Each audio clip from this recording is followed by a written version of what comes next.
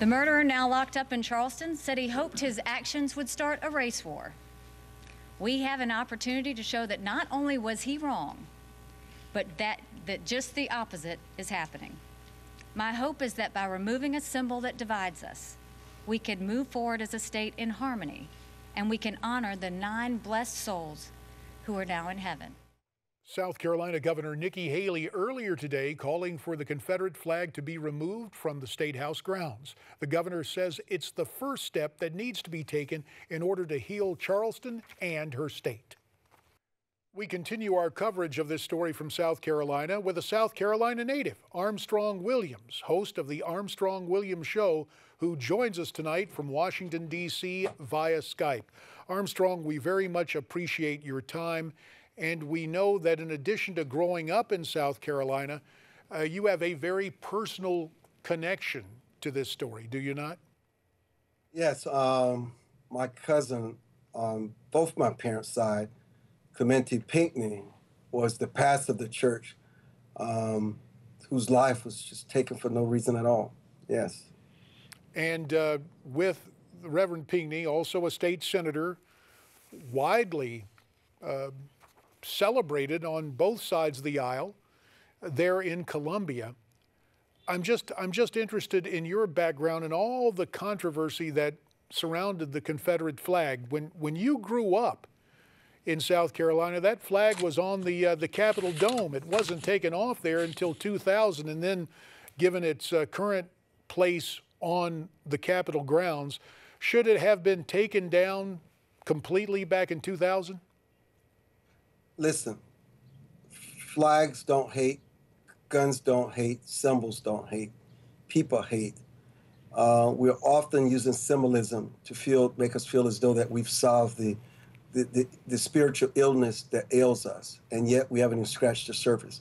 Until we get back to the point of getting to know each other, stop pouring in our children racism and bigotry based on someone's skin color, based on someone's socioeconomic background, until we get to changing the hearts of people where they're sick, nothing will ever change. Well, as we hear your answer to this, I'm just curious about what seems to be political opportunism. So many non-South Carolinians, so many on the left, jumping on this so quickly. Did you sense the same type of politicizing of this whole situation involving the flag? You know, it's a Pyrrhic victory for some. Even the governor, Nikki Haley, and now Lindsey Graham, and now Senator Tim Scott is calling for its removal, where they defended it just vociferously before. It just shows you the ties that are changing with what happened in South Carolina at the church in Charleston, and they're giving in the political pressure. I'm not going to say they're wrong, but I will say this. It's not a principled position, because taking the flag down, will all these issues just dissipate and no longer exist? The answer is resoundingly no.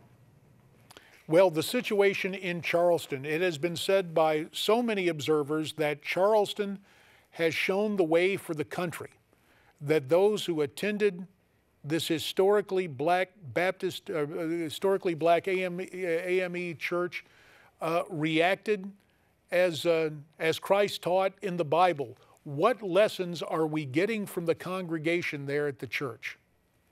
You know, you cannot heal. You cannot let go of your anger, your bitterness. You will have sorrow unless you forgive. That's the way that Christ taught us. For me, it's a very difficult thing in this situation, because I certainly have not forgiven. But, you know, hopefully I'll get there. But it is the right example. There's no other example, because that means the terrorist was defeated, not the people in that church. And when we saw so many members of the families of the fallen confront the now confessed killer and say they forgave him, you say it's very difficult for you to do the same thing. How long personally will it take you to work through this, do you feel, Armstrong? Well, how can you forgive someone who has not asked for forgiveness? He's never shown any remorse for his terrorist attack. He never said he was sorry. Have the Jews forgiven Hitler? No, I can't answer that question. I don't know. Reverend Pinckney, your cousin, sat there last Wednesday night, welcomed this man into a Bible study. It has been said by witnesses that the assailant expressed a notion that for that hour, feeling the love and the teaching during that Bible study, he almost resisted his homicidal impulses. Personally, when you remember your cousin and the witness and the way he lived his life, does that surprise you? No one at prayer service who welcomes someone in would think that they're there to take the lives and everybody else is there. He sat there beside my cousin. In fact, my cousin was the first to die. What kind of person? Soulless, no conscience. What is happening to our young people? Are their spirituality dead? Does it not exist? This young man is only representative of more young people in this country. When we see their behavior, where is this country going? How are we going to save it? We've got to turn back to God. We've got to turn back to spirituality, the right values, the right heart, the right understanding that every life is irreplaceable, every life is valuable, and obviously this young man has no understanding of the value of human life.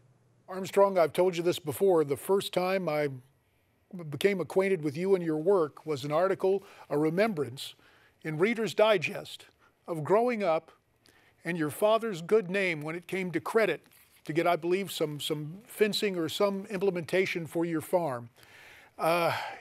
You and I have lived through some interesting times, both being Southerners, and challenging times remain. But Armstrong, we thank you very much for your personal insights and for your time here tonight on Newsmax Prime. Thank you very much, Armstrong Williams. Thank you. And we'll be right back after this. Please stay with us.